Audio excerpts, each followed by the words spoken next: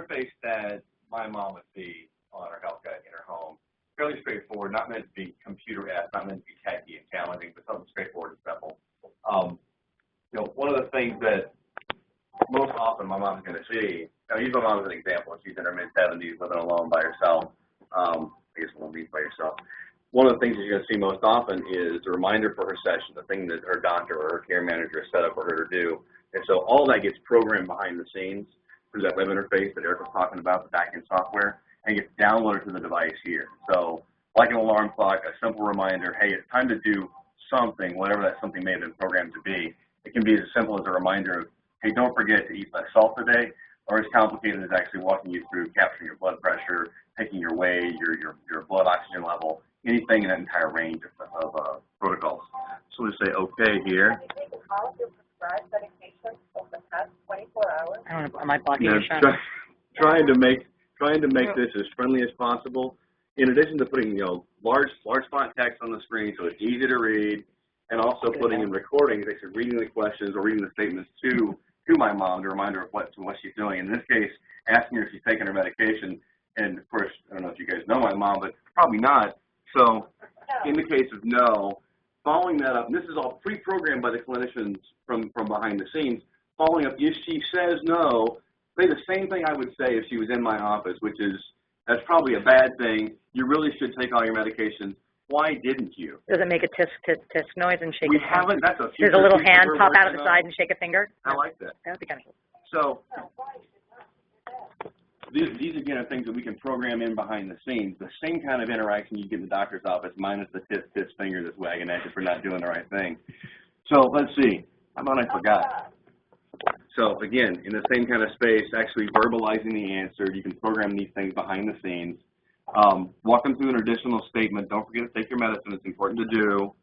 Now the system goes back into the state that it was in before.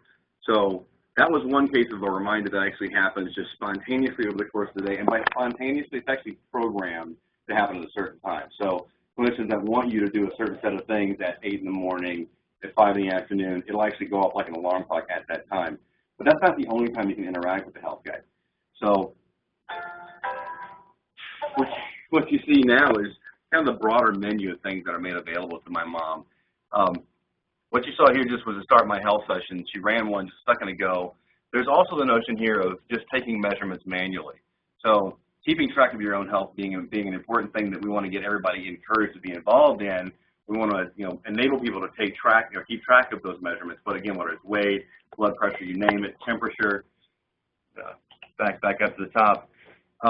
For some devices, we talk about taking a measurement. We've actually automated that process, actually being able to connect devices like blood pressure cuffs to the system, so it will automatically capture and store that information and transmit it. But there are cases of technologies like, I don't know, thermometers that probably aren't going to be connected or with the radio built into them. So you can also do manual entry. Type in the temperature you might want, so 98.6, and then accept that. So in some cases, maybe things you want to capture that aren't automated, aren't connected into the system, simple to do, enter it yourself. Get back up to the home page here.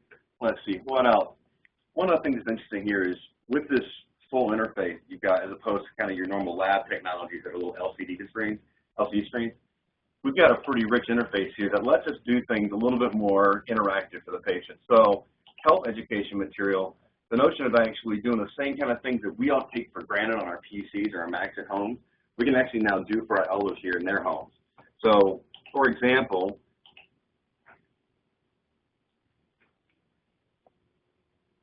if you are watching, chances are you or someone you know has congestive heart failure. This is sometimes simply called heart failure, which means that your heart is not pumping as effectively as it should. Despite the name, heart failure. So rather than walking you guys through the entire video about heart failure, but the notion here is we can actually deliver multimedia that we all take for granted in our daily lives to my mom, who definitely does not take this stuff for granted. This stuff can all be downloaded behind the scenes for my mother to look at, and it can be changed dynamically. It's not one set of same videos day in and day out. Any videos that a doctor or nurse wants the patient to see, they can be added in. Yes, sir, Andrew. How do you add them?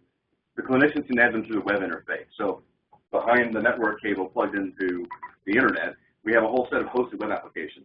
And so the clinicians actually use those applications to create this logical set of protocols. There's basically mom's schedule, calendar schedule of stuff.